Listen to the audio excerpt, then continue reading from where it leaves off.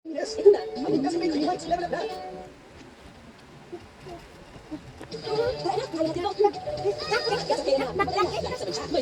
Ayan lang, ayan lang. Tama na yan, madami na yan. Sino yan? Judge.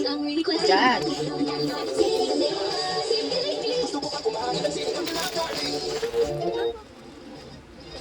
K is for elephant. Tuloy-tuloy ang presyo coverage ng News 5 sa pananalasa ng Bagyong Tino. Nakabantay pa rin ang kasama natin sa iba't ibang lugar sa Visayas. Saan yan? Saan yan? Mula sa City na malalang na kondisyon ng baha, magbibigay sa atin ng update by si Dave Well. Habang ang kapatid naman natin si Juan Valdez, ang magbabalita mula sa Tacloban, Leyte. Pupusin natin ang mga pinagdios sa Square. M is for? M is for? Ah, di ba mali? Mali. Ha? Ayan. Soldier. Ayusin mo. Oh, tanggal oh. Kung saan yan? Pasado alas 3 ng hapon, nang maramdaman ng masamang panahon, dala ng Bagyong Tino sa iba't ibang bayan sa Antique. Hindi yan, mali yan. Saan yan? Dahil sa lakas ng bulan. Di ba? Sa ngayon, mga pumunod yung paligid sa lakas ng hangin at daga na pagdating ng Bagyong Tino dito sa Antique. Nawalan para sa ng kuryente at signal telepono. Sa Javier Village sa Barangay San Pedro, sa bayan ng San Jose de Buenavista, nilamon ng tubig ang mga bahay malapit sa ilog at halos nangahinay ko ng malakas na amis ng baha. Sa bayan naman ng Aninigi, abot na rin ang baha sa ilang barangay at hindi pa rin umuupa hanggang sa ngayon. Lubog na sa tubig ang maraming bahay habang abunan magagasan ng tubig. Isang lalaking nasa 50 anyos ang hihina ng nalulod.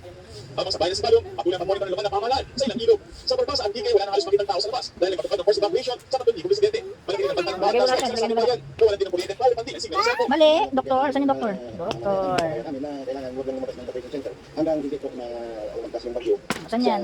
sa kanal. Isang motorsiklo na tapunan ng magka-landslide sa Lawwa, Antique.